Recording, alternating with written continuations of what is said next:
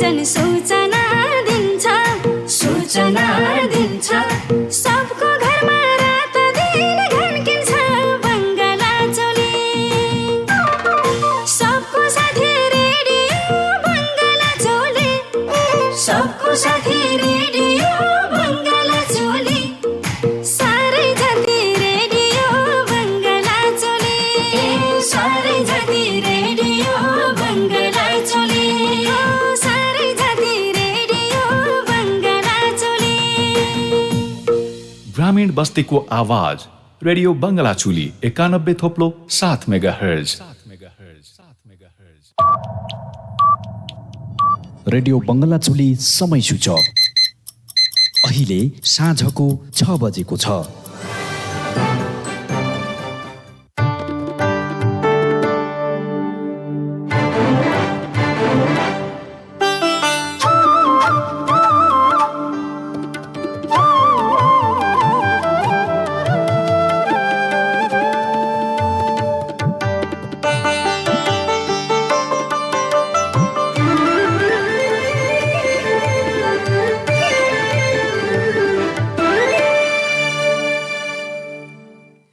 नमस्कार।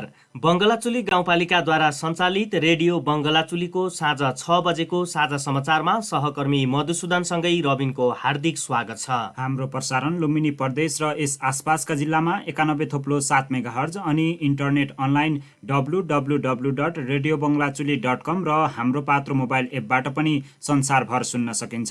साझा समाचार सुरु गरौँ प्रमुख खबर शीर्षकहरूबाट। पहिरोले अवरुद्ध भएको राप्ती राजमार्ग अन्तर्गत दाङ सल्यान सडक खण्ड सुचारू, नेपाल प्रहरी सडक डिभिजन तथा स्थानीय निकायको पहलमा सडक खुल्यो। डिभिजन वन कार्यालय दाङले सामुदायिक वनको खाली जग्गामा कुरिलो खेती सुरु गर्यो। वार्षिक 10 लाखदेखि 30 लाखसम्म आम्दानी गर्ने अनुमान। प्रधानमन्त्री रोजगार कार्यक्रम अन्तर्गत रोजगार सेवा केन्द्रमा कार्यरत करारका कर्मचारीलाई नहटाउन आग्रह। रोजगार संयोजक तथा प्राविधिक सहायकको करार सम्झौता भङ्ग गरेकोमा मन्त्रालयको ध्यानाकर्षण। कर्णाली प्रदेशमा सरकार एकलौटी ढङ्गले अघि बढेको सत्ता पक्षकै आरोप। माओवादी केन्द्रका सांसदद्वारा आज प्रदेश सभा बैठक बहिष्कार। र नेकपा एमाले नेता तथा कार्यकर्तालाई 3 वर्षमा बाँड्यो 30 करोड बढी रकम। केपी शर्मा ओली नेतृत्वको सरकारले आर्थिक सहायताको नाममा मनपरी रकम वितरण गरेको महालेखा परीक्षक कार्यालयको प्रतिवेदनमा उल्लेख। अब खबर विस्तारमा। नेकपा माओवादी केन्द्रका केन्द्रीय उपाध्यक्ष तथा पूर्व सभामुख कृष्णबहादुर महराले नेपालमा समाजवादी क्रान्ति अझै आवश्यकता रहेको बताउनु भएको छ। नेपालमा जबसम्म सर्वसाधारण जनताको जीवन स्तर माथि ल्याउन सकिँदैन तबसम्म नेपालमा क्रान्तिको बिन्दु नरोकिने उहाँले बताउनुभयो। नेकपा माओवादी केन्द्र बङ्गलाचुली गाउँ कमिटीको आयोजनामा आज कमिरेचौरमा भएको कार्यकर्ता भेटघाट कार्यक्रममा बोल्दै उहाँले यस्तो कुरा बताउनु भएको हो। नेपालमा जनताको हित र जनताको पीरमर्का बुझ्ने पार्टी माओवादी केन्द्र मात्र रहेको भन्दै आगामी दिनहरूमा जनतासँग प्रत्यक्ष समन्वय र सहकार्य गर्दै राजनीतिक मिसनमा लाग्न सबैलाई आग्रह समेत गर्नुभएको छ। कार्यक्रममा बोल्दै महराले पछिल्लो समय पार्टीका नेता तथा कार्यकर्ताहरूमा केही विचलन आएको भन्दै जनताको माझमा पुगेर जनताको हितका लागि जनतासँगै सहकार्य गर्दै अगाडि बढ्न उहाँले सबैलाई आग्रह गर्नुभएको छ। नेकपा माओवादी केन्द्र बङ्गलाचुली गाउँ कमिटी अध्यक्ष डोमाकान्त कंवर मगरको अध्यक्षता एवं नेकपा माओवादी केन्द्रका केन्द्रीय उपाध्यक्ष कृष्णबहादुर महराको प्रमुख आतिथ्यमा भेटघाट कार्यक्रम सम्पन्न भएको हो। कार्यक्रममा पार्टी गाउँ कमिटीका पदाधिकारी तथा सदस्यहरूको उपस्थित रहेको थियो। कार्यक्रमको सहजीकरण बङ्गलाचुली गाउँ पार्टीका सहसचिव शोभाराज विश्वकर्माले गर्नुभएको थियो।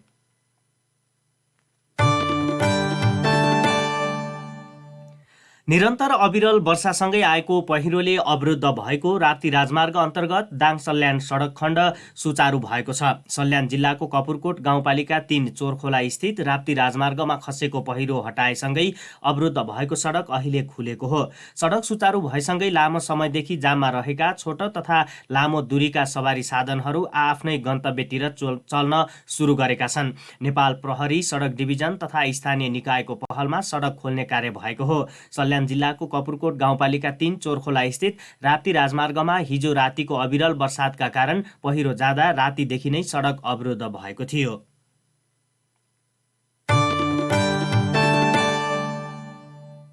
सामुदायिक वन उपभोक्ता समूहमा आबद्ध विपन्न समुदायको आय आर्जनमा सहयोग गर्ने उद्देश्यले डिभिजन वन कार्यालय दाङले सामुदायिक वनको खाली जग्गामा कुरिलो खेती सुरु गरेको छ। समूह सहकारी मार्फत जडीबुटी खेती विस्तार कार्यक्रम कार्यान्वयनका सिलसिलामा सामुदायिक वन समूहमा आबद्ध घरधुरी र कृषि सहकारीमा आबद्ध घरधुरीलाई केन्द्रित गरी बजार माग अत्याधिक रहेको तरकारी खाने कुरिलोको अन्तर्गत बाली प्रणालीको अवधारणा अनुरूप व्यावसायिक खेती सुरु गरिएको छ। खोराई उपमहानगरपालिका वडा नम्बर 18 अखबरेमा रहेको बसन्त हरियाली सामुदायिक वनको खाली रहेको करिब 2 हेक्टर क्षेत्रफलमा 6200 कुरिलो बेर्ना श्रीखण्ड वृक्षरोपण गरिएको क्षेत्रमा रोपण गरिएको छ। यसैगरी घोराई उपमहानगरपालिका वडा नम्बर 4 मा रहेको श्रमजीवी कृषि सहकारी समूहमा आबद्ध 31 घरधुरीले आफ्नो कृषि बाली सँगसँगै तरकारी खाने कुरिलो 7500 को संख्यामा लगाएको डिभिजन वन कार्यालय दाङका प्रमुख मोहन प्रसाद श्रेष्ठले जानकारी दिनुभयो।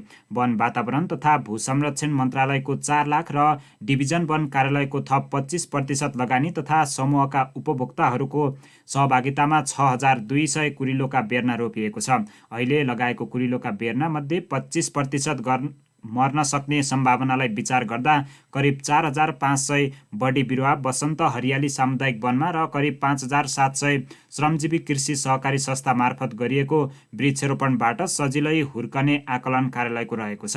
लगाएको 2 वर्षसम्म कुरिलोलाई राम्ररी मलजल र गोडमेल गरेको खण्डमा 2 वर्ष पश्चात प्रति 10 वटा बोटबाट 1 किलो कुरिलो सङ्कलन हुने र एउटा बोटबाट वर्षमा कम्तीमा 6 देखि 8 हप्तासम्म कुरिलोको टुसा सङ्कलन गर्न सकिने भएकाले यसबाट वार्षिक कम्तीमा 1350 किलो कुरिलो र बढीमा 4000 किलोग्राम बसन्त हरियाली सामुदायिक वनले र कम्तीमा 2000 केजीदेखि बढीमा 6000 केजीसम्म श्रमजीवी कृषि सहकारी संस्थाको खेतीबाट उत्पादन हुने भएकाले अहिलेकै बजार थोक मूल्य अनुसार प्रति किलो 500 रुपैयाँमा बिक्री हुँदा पनि वन समूहले वार्षिक कम्तीमा 6,75,000 देखि 20 लाखसम्म र कृषि सहकारी संस्थाले वार्षिक 10 लाखदेखि 30 लाख आम्दानी गर्ने अनुमान गरिएको डिभिजन वन कार्यालय दाङका सूचना अधिकारी खिमबहादुर केसीले जानकारी दिनुभयो। करार कर्मचारीको म्याद थप नगरिएका कारण प्युठानको स्वर्गद्वारी नगरपालिकाका केही स्वास्थ्य संस्था बन्द हुन पुगेको छ। नगरपालिका अन्तर्गतको गोठीबाङ स्वास्थ्य चौकीमा प्रसुति सेवा र डाँडागाउँ सहरी स्वास्थ्य केन्द्रको सेवा बन्द रहेको स्वर्गद्वारी नगरपालिकाका स्वास्थ्य शाखा प्रमुख दलबहादुर केसीले जानकारी दिनुभयो।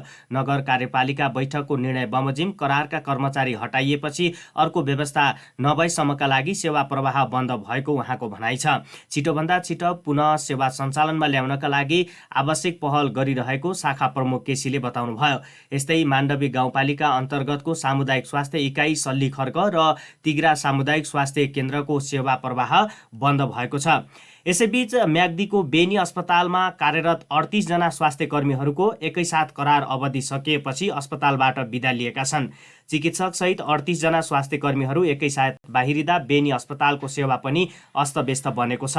अस्पतालमा कार्यरत 38 जना स्वास्थ्य कर्मी र कर्मचारीको असार 31 गतेदेखि एकैपटक करार म्याद समाप्त भएको हो। 50 बेड क्षमताको बेनी अस्पतालमा एकैपटक धेरै सङ्ख्यामा स्वास्थ्य कर्मीको करार म्याद सकिएर बाहिरिएपछि साउन 1 गतेबाट सेवा प्रभावित बनेको छ। कोरोना कोषबाट तलब भत्ता पाउने गरी करारमा आएका 34 र दात्री संस्था निक साइमन्ड इन्स्टिट्युटले पठाएका 4 स्वास्थ्य कर्मीको अवधि एकैसाथ सकिँदा अस्पतालको सेवा प्रभावित भएको हो। ठूलो सङ्ख्यामा करारमा कार्यरत स्वास्थ्य कर्मीको म्याद समाप्त हुँदा नियमित सेवा प्रवाह प्रभावित भएको अस्पतालले सूचना प्रकाशित गरेर जानकारी गराएको छ।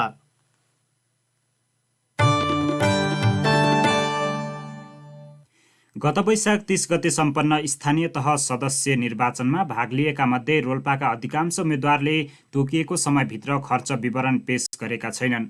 मत परिणाम घोषणा भएको 30 दिनभित्र निर्वाचनमा भएको खर्चको समग्र विवरण बुझाउनु पर्ने प्रावधान रहे पनि रोल्पाका अधिकांश जनप्रतिनिधिले उक्त प्रावधान लत्याएका छन्। जिल्लाको 10 स्थानीय तहमा उम्मेद्वार बनेका 1233 मध्ये 574 जनाले मात्रै निर्वाचन खर्च विवरण बुझाएको जिल्ला निर्वाचन कार्यालय रोल्पाले जनाएको छ।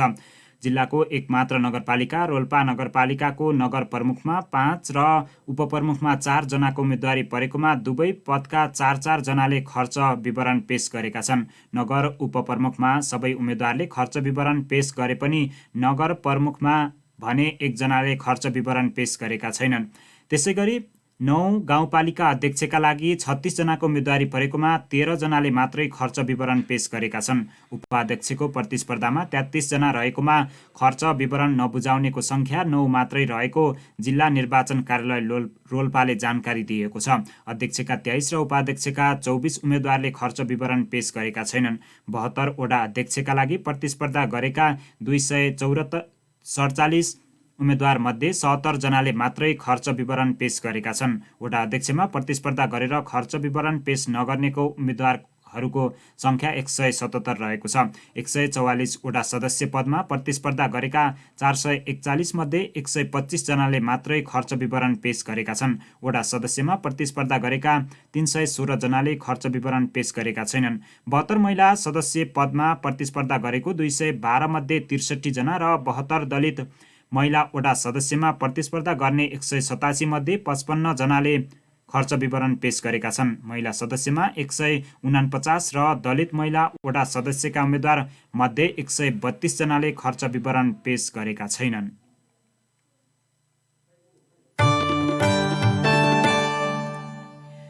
कृषिमा आकाशे पानीको भर पर्दै आएका बाँकेको बैजनाथ गाउँपालिका 7 पेडारीवासीको सिँचाइको सपना श्रमदानबाटै पूरा गरिएको छ। वडा अध्यक्ष दिनेश कुमार थारूको नेतृत्वमा पेडारीवासीले 2 दिनसम्म कुलो खन्नका लागि श्रमदान गरेपछि सिक्टा सिँचाइको पानी पेडारी गाउँमा पुगेको हो। 2 दिन लगाएर करिब 500 मिटर कुलो खनेपछि गाउँमा पानी ल्याउन सफल भएको उहाँले बताउनुभयो। वर्षा नभएका कारण गाउँमा रोपाई हुन सकेको छैन भने भएको रोपाई पनि सुक्न थालेको छ। श्रमदानबाट निर्माण गरिएको कुलोबाट आएको पानीले पेडारी गाउँको उत्तर पश्चिम क्षेत्रको करिब 200 बिघा जमिनमा सिँचाइ पुग्ने भएको छ। सिक्टा सिँचाइको पश्चिमी नहर अन्तर्गत बैजनाथसम्म पानी पुगे पनि सहायक नहर नबनेका कारण किसानको खेतबारीमा पानी पुर्याउन कठिन हुँदै आएको थियो। श्रमदानबाट कुलो खनेर गाउँमा पानी पुगेपछि पेडारी गाउँका किसानलाई खेतमा बाली लगाउन अब आकाशको भर पर्न नपरेको स्थानीयवासी सुदीप लामिछानेले बताउनु भयो।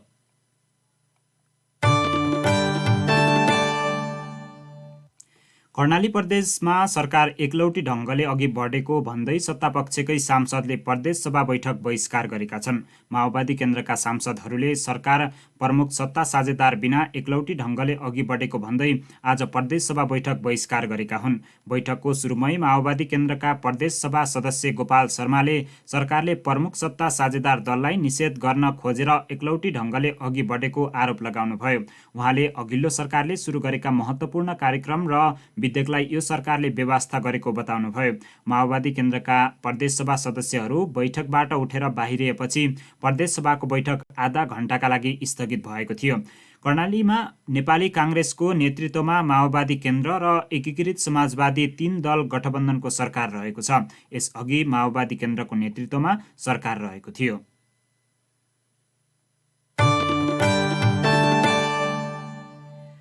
रूपन्देहीको तिलोत्तमा नगरपालिकामा केही दिनदेखि देखिएको विवाद सहमतिमा टुङ्गिएको छ। सोमबार साँझ दुवै पक्षबीच सहमति जुटेको हो। सहमति अनुसार एमाले जनप्रतिनिधिले उठाएका विषयगत समिति गठनलाई पनि बजेटसँगै कार्यसूचीमा राखिनेछ। सहमतिपछि प्रमुख प्रशासकीय अधिकृतको कार्यकक्षमा लागेको ताला पनि खुलाइएको छ। आज बस्ने नगरसभा बैठकबाट एमाले जनप्रतिनिधिले उठाएका विषय पनि कार्यसूचीमा राखेर छलफल गर्ने र बजेट पारित गर्ने सहमति भएको थियो। तिलोत्तमा नगरपालिकामा काङ्ग्रेस र एमाले बीचको विवादले बजेट पारित हुन सकेको छैन। विवाद बढ्दै जाँदा प्रहरीले समेत हस्तक्षेप गर्नुका साथै इलाका प्रहरी कार्यालय बुटोलका डिएसपी ठगबहादुर केसीले तिलोत्तमा 4 का वडा अध्यक्ष हरिबहादुर छेत्रीलाई स्विमिङ पुलमा धकेलिदिएपछि विवाद झनै उत्कर्षमा पुगेको थियो। स्विमिङ पुलमा धकेलिएको भिडियो सार्वजनिक भएपछि चौतर्फी आलोचना भएको थियो। आइतबार नगर प्रमुख रामकृष्ण खाँडले गणपूरक सङ्ख्या नपुगेको भन्दै नगरसभा बैठक स्थगन गर्नुभएको थियो। एमालेका जनप्रतिनिधिले आफूहरू उपस्थित भए पनि हाजिर गर्न नदिएर बैठक स्थगन गरिएको भन्दै विरोध प्रदर्शन गरेका थिए। उनीहरूले प्रमुख प्रशासकीय अधिकृत जीवन गेवालीले आफूहरूलाई हाजिर गर्न नदिएको आरोप लगाउँदै हलभित्र थुन्न खोज्दा प्रहरीले हस्तक्षेप गरेको बताएका थिए। आइतबार एमालेका जनप्रतिनिधिले प्रमुख प्रशासकीय अधिकृतको कार्यकक्षमा ताला लगाएका थिए। हिजो वडा अध्यक्षलाई स्विमिङ पुलमा धकेल्ने बुटोलका डिएसपी ठगबहादुर केसीलाई कारबाही माग गर्दै प्रदर्शन गर्दै प्रमुख जिल्ला अधिकारीलाई ज्ञापन पत्र बुझाइएको थियो। 31 असारमा बसेको नगरसभा पनि गणपूरक सङ्ख्या नपुगेको भन्दै नगर प्रमुख खाँडले स्थगन गर्नुभएको थियो। काङ्ग्रेसले न्यायिक समितिका 3 सदस्य मध्ये 1 सदस्य आफूले पाउनुपर्ने बताएको थियो। एमाले नगरसभाबाट निर्णय गराएर 3 सदस्य आफूले राख्न चाहेको थियो। तिलोत्तमामा मेयर काङ्ग्रेसले जिते पनि नगरसभामा एमालेको बहुमत छ। न्यायिक समितिको 1 सदस्यको विवाद नमिल्दा बजेट पारित हुन नसकी झडपसम्मको अवस्था आएको थियो। सहमतिपछि काङ्ग्रेसले न्यायिक समितिको 1 सदस्य पाउने भएको छ।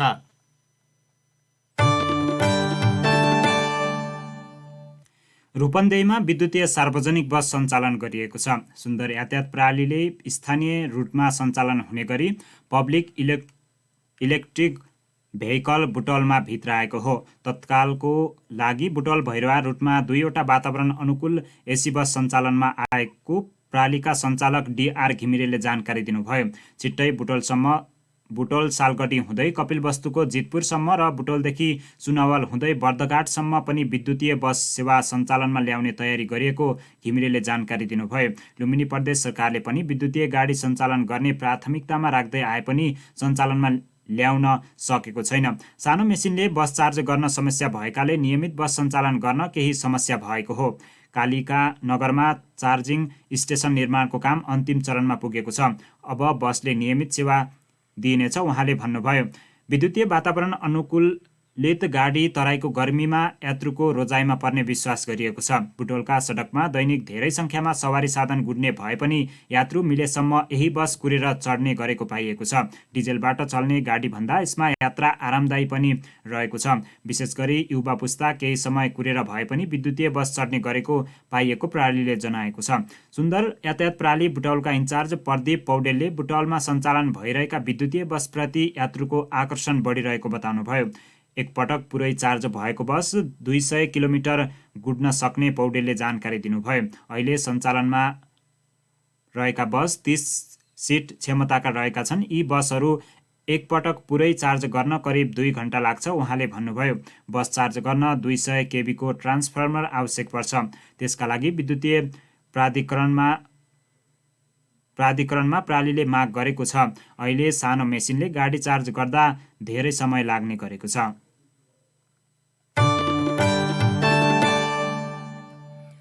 अघिल्लो नेकपा एमालेका अध्यक्ष केपी शर्मा ओली नेतृत्वको सरकारले आर्थिक सहायताको नाममा मनपरी रकम वितरण गरेको पाइएको छ। यस्तो रकम गृह मन्त्रालय मार्फत राजनीतिक दलका पहुँचवाला नेता तथा कार्यकर्ता र संस्थाहरूलाई उपलब्ध गराइएको हो। आर्थिक सहायताको नाममा 3 वर्षमा 3 करोड रुपैयाँ भन्दा बढी रकम बाँडेको पाइएको छ। यो प्रतिवेदन कुनै निजी संस्थाको भने होइन। सरकारी निकायले तयार पारेको प्रतिवेदनमा ओली नेतृत्वको सरकारले उक्त रकम आर्थिक सहायता शीर्षकमा वितरण गरेको देखिएको हो। महालेखा परीक्षकको कार्यालयले हालै सार्वजनिक गरेको आफ्नो 59औं वार्षिक प्रतिवेदनमा आर्थिक वर्ष 2075-76 देखि 2077-78 सम्मको 3 वर्षमा आर्थिक सहायता शीर्षकमा कुल 30 करोड 10,29,00,000 रुपैयाँ वितरण गरेको उल्लेख गरिएको छ। उक्त समयमा सरकारको नेतृत्व ओलीले गरेका थिए। प्रतिवेदन अनुसार आर्थिक वर्ष 2075-76 मा 13 करोड 4,95,000 रुपैयाँ, 2076-77 मा 9 करोड 11,67,000 रुपैयाँ र 2077-78 मा 7 करोड 93,67,000 रुपैयाँ आर्थिक सहायता शीर्षकमा वितरण भएको छ। यस्तो आर्थिक सहायताको उद्देश्य गरिब आफ्नो उपचार आफै गर्न नसक्नेहरूलाई उपचार खर्च उपलब्ध गराउने भए पनि पाउने अधिकांश व्यक्तिहरू दलका पहुँचवाला नेता तथा कार्यकर्ता हुने गरेका छन्। सरकारले ऐन र कार्यविधि मिचेर यस्तो आर्थिक सहायता उपलब्ध गराउँदै आएको छ, जसलाई महालेखाले प्रतिवेदनमा औल्याएको छ। जनस्वास्थ्य ऐन 2075 को दफा 30 मा विदेशमा उपचार गर्नुपर्ने भएमा सोको लागि लाग्ने खर्च नेपाल सरकारबाट उपलब्ध नगराइने व्यवस्था भए तापनि सो प्रयोजनका लागि आर्थिक सहायता प्रदान गरेको देखिन्छ। कार्यविधिको सीमाभित्र रही मापदण्डभन्दा बढी आर्थिक सहायता वितरण गर्ने कार्य नियन्त्रण गर्नुपर्दछ, महालेखाले भनेको छ।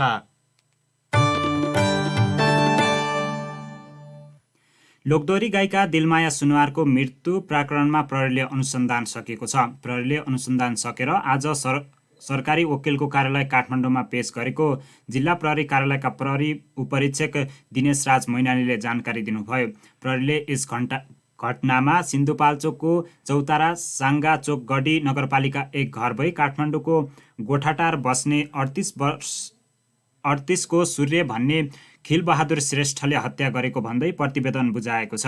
असार 11 गते शनिबार बिहान गाईका दिलमाया तारकेश्वर नगरपालिका 11 नेपालटार स्थित डेरामा मृत फेला पर्नु भएको थियो। सुरुमा दिलमायाले आत्महत्या गरेको आशंका गरिएको थियो। शनिबार बिहान 1:20 जाँदा उहाँको फेसबुकमा सुसाइड नोट भेटिएको थियो, जसका कारण पनि उहाँले आत्महत्या नै गरेको हो कि भन्ने आशंका गरिएको थियो।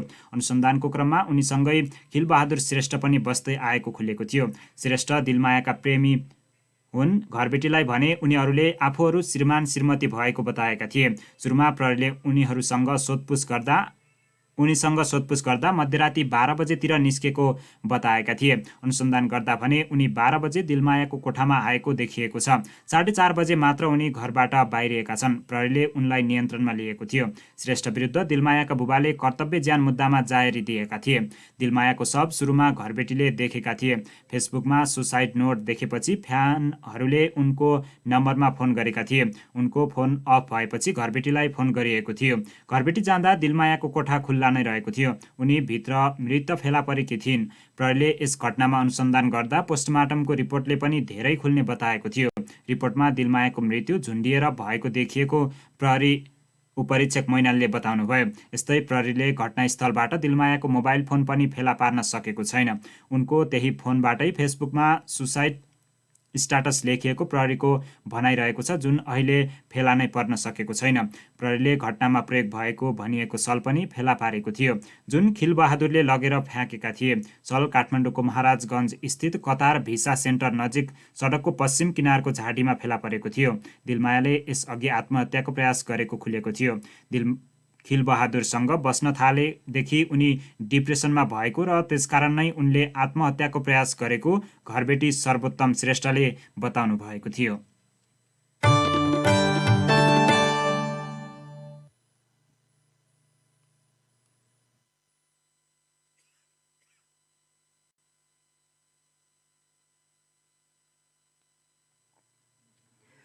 गत वैशाख 30 मा भएको स्थानीय तहको निर्वाचनको मतदान स्थल पूर्ण रूपमा अपाङ्ग मैत्री, ज्येष्ठ नागरिक र महिला मैत्री नभएको पनि निर्वाचन पर्यवेक्षण गरेको संस्थाको प्रतिवेदनले देखाएको छ। निर्वाचनको पर्यवेक्षण गरेका संस्था सङ्कल्प र नियोगले प्रतिवेदन सार्वजनिक गर्दै औसतमा 70% मात्रै मतदान स्थल अपाङ्ग मैत्री, ज्येष्ठ नागरिक र महिला मैत्री भएको बताएका छन्। 35% गर्भवती महिला र 25% बढी ज्येष्ठ नागरिकले सहज रूपमा मत खसाल्न नपाएको प्रतिवेदनमा उल्लेख छ। 30% भन्दा बढी मतदान केन्द्रका मतपेटिका उच्च स्थानमा राखिँदा अपाङ्गता भएका व्यक्तिले पनि सहज रूपमा मत खसाल्न नसकेको सङ्कल्पका वरिष्ठ उपाध्यक्ष शोभा बस्नेतले बताउनुभयो। प्रतिवेदन अनुसार सबैभन्दा कम गण्डकी प्रदेशमा 52% मतदान केन्द्र महिला मैत्री निर्माण भएका थिए भने सुदूरपश्चिम प्रदेशमा सबैभन्दा बढी 75% मतदान केन्द्र महिला मैत्री निर्माण भएको प्रतिवेदनमा उल्लेख छ। यस्तै अपाङ्गता मैत्री मतदान केन्द्र निर्माण गर्नेमा प्रदेश 1 अगाडि रहेको छ, जसको 77% मतदान केन्द्र अपाङ्ग मैत्री थिए।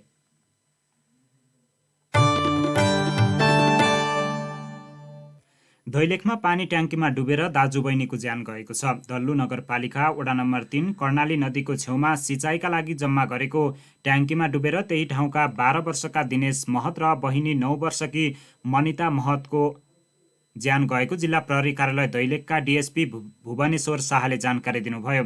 बुबा आमा खेतमा काम गरिरहेका बेला हिजो बेलुका उनीहरू डुबेको शाहले बताउनुभयो। गर्मी भएर पौडी खेल्न गएका बेला डुबेको हुन सक्ने प्रहरीको अनुमान रहेको छ। मुचुल्का उठाएर सब पोस्टमार्टमका लागि दल्लु लगिएको छ।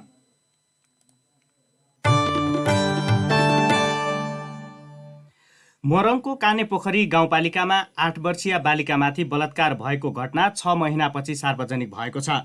गत माघ 5 गते कानेपोखरी गाउँपालिका 6 का एक पुरुषले बालबालिकालाई बलात्कार गरेका थिए। बालिकालाई बलात्कार गरेका थिए। घटना भएकै दिन बेलुका गाउँमै मिलापत्र भयो। मिलापत्र भएको 6 महिनापछि घटना सार्वजनिक भएको हो। घटना सार्वजनिक भएपछि प्रहरीले आरोपीलाई पक्राउ गरेको छ। पीडित बालिकाका बुबाले असार 30 गते दिएको जाहेरीका आधारमा प्रहरीले कानेपोखरी गाउँपालिका 6 का 43 वर्षीय काजीमान पुरीलाई पक्राउ गरेको हो। पक्राउ परेका पुरीमाथि म्याद थप गरी अनुसन्धान भइरहेको जिल्ला प्रहरी कार्यालय मोरङका डीएसपी राजन कार्कीले बताउनुभयो।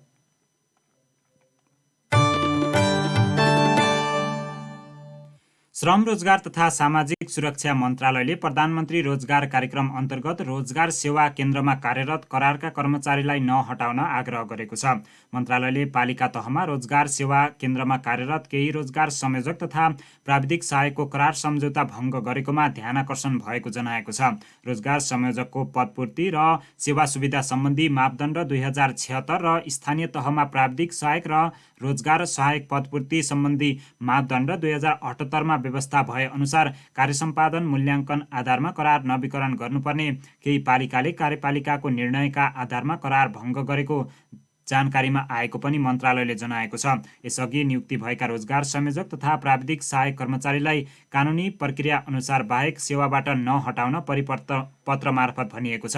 कार्यक्रमको सुरुवातदेखि नै भर्ना गरिएका जनशक्तिलाई तलब भत्ता र अन्य सेवा सुविधा प्रदान गरी सङ्घीय सरकारले लगानी गरी मानव पुँजी निर्माण गरेको हो। यो कार्यक्रम केन्द्रीय सशर्त अनुदान अन्तर्गत सञ्चालित रहेकाले एकमुष्ट रूपमा कर्मचारीलाई सेवाबाट हटाउँदा प्रधानमन्त्री रोजगार कार्यक्रम र युवारूप कार्यक्रमको सोच, लक्ष्य र उद्देश्यमा दखल पर्न गएको राष्ट्रिय कार्यक्रम निर्देशक डन्डुराज घिमिरेले निकालेको विज्ञप्तिमा उल्लेख रहेको छ।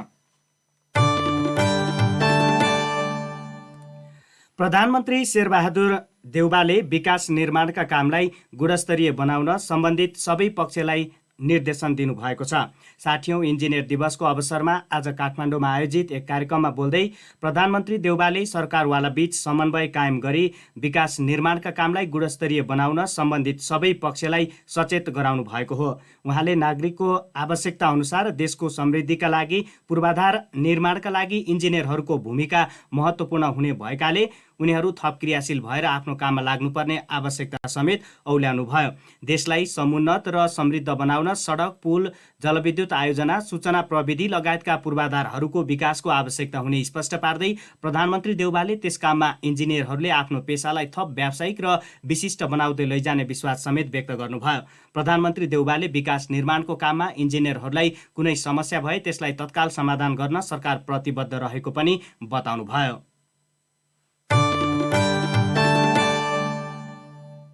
भौतिक पूर्वाधार तथा यातायात मन्त्री मोहम्मद इस्तियाक राईले सवारी चालक अनुमति पत्र, स्मार्ट ड्राइभिङ लाइसेन्स सबै प्रदेशमा छपाई गर्ने व्यवस्था गरिने बताउनु भएको छ। आज मन्त्रालयमा काठमाडौँ महानगरपालिकाका मेयर बालेन्द्र शाहको टोलीसँग महानगर क्षेत्राधिकारको यातायात व्यवस्थापनको विषयमा भएको छलफलपछि बोल्दै मन्त्री राईले यस्तो बताउनु भएको हो।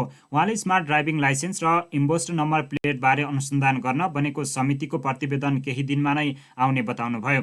मन्त्री राईले समितिको प्रतिवेदन आएपछि स्मार्ट ड्राइभिङ लाइसेन्सको समस्या समाधानका लागि सुदूरपश्चिम र कर्णालीमा 1, गण्डकी र लुम्बिनीमा 2 र प्रदेश 1 र मध्य प्रदेश लगायतका सबै प्रदेशमा 1 ठाउँमा गरी स्मार्ट लाइसेन्स छपाई गर्ने बताउनुभयो।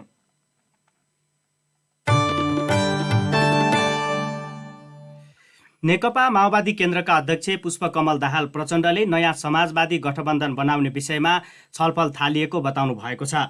सिंहदरबारमा पूर्व प्रधानमन्त्री डाक्टर बाबुराम भट्टराईसँग भएको छलफलपछि प्रचण्डले भट्टराईसँग पछिल्लो राजनीतिक अवस्था र नयाँ समाजवादी गठबन्धन बनाउने विषयमा छलफल भएको जानकारी दिनुभयो।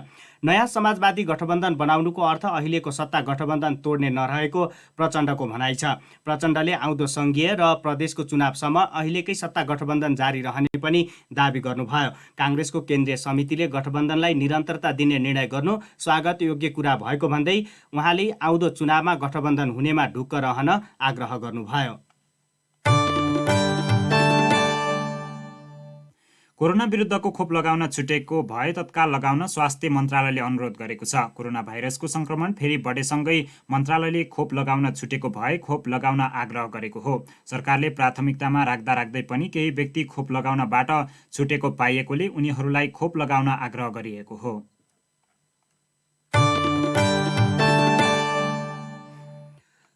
सत्तारूढ गठबन्धन दलका विद्यार्थी सङ्गठनले नेपाल राष्ट्र बैङ्कका गभर्नर महाप्रसाद अधिकारीको बर्खास्तीको माग गर्दै आन्दोलन सुरु गरेका छन्।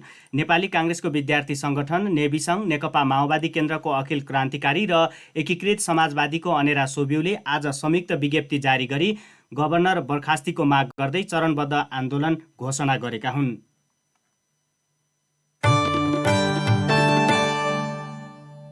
साझा समाचारमा अब विदेशका खबर। श्रीलङ्कामा सङ्कटकाल लागू भएको छ। कार्यवाहक राष्ट्रपति रनिल विक्रमासिङ्घेले हिजो श्रीलङ्कामा सङ्कटकालको घोषणा गर्नुभएको थियो। उहाँले राष्ट्रिय सम्पत्तिको संरक्षण गर्न, नागरिकको जीवन रक्षा गर्न तथा अत्यावश्यकीय सेवा आपूर्तिका लागि सङ्कटकालको घोषणा गर्न आवश्यक रहेको बताउनु भएको थियो। त्यहाँ नयाँ राष्ट्रपति चुन्न प्रक्रिया सुरु भएको छ। श्रीलङ्कामा भोलि नयाँ राष्ट्रपतिका लागि चुनाव हुँदैछ। आज उम्मेदवारी दर्ताको कार्यक्रम रहेको छ। पूर्व राष्ट्रपति गोटाबाया राजापाक्सेले श्रीलङ्काबाट भागेर मालदिप्स हुँदै सिङ्गापुर पुग्नु भएको छ। तर सिङ्गापुरको विदेश मन्त्रालयले उहाँलाई तत्कालका लागि मात्रै शरण दिएको तर राजनीतिक रूपमा शरण दिन नसकेको जनाएको छ। आर्थिक सङ्कटले निम्त्याएको समस्या समाधान गर्न असफल भएपछि पूर्व राष्ट्रपति राजापाक्से सहित परिवारले नै देश छाडेका हुन्। अब खेल समाचार। एसियन गेम्सको नयाँ मिति तय भएको छ। 2022मा स्थगित भएको एसियन गेम्स अब 2023मा सेप्टेम्बर 23 देखि अक्टोबर 8 सम्म हुनेछ। ओलम्पिक काउन्सिल अफ एसियाले मङ्गलबार एसियन गेम्सका लागि नयाँ मिति तय गरेको हो। एसियाड समेत भनिने 19औँ एसियन गेम्स चीनको होन्झौमा हुनेछ। एसियन गेम्स यसअघि 2022 सेप्टेम्बर 10 देखि 25 सम्म आयोजना हुने तय थियो, तर कोभिड-19 का कारण स्थगित भएको थियो।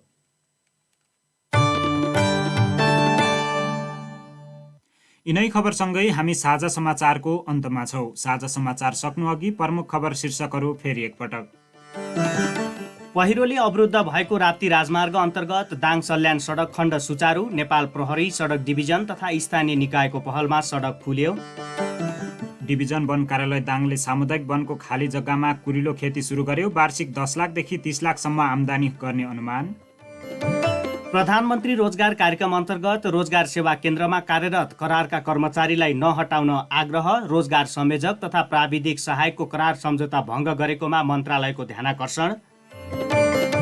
कर्णाली प्रदेशमा सरकार एकलौटी ढङ्गले अघि बढेको सत्ता पक्षकै आरोप। माओवादी केन्द्रका सांसदद्वारा आज प्रदेश सभा बैठक बहिष्कार।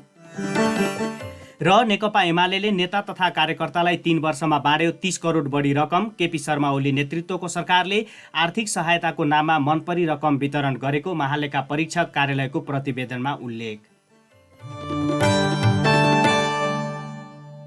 हवस् त, रेडियो बङ्गलाचुलीको बेलुकी 6 बजेको साझा समाचार यहीँ पुरा भएको छ।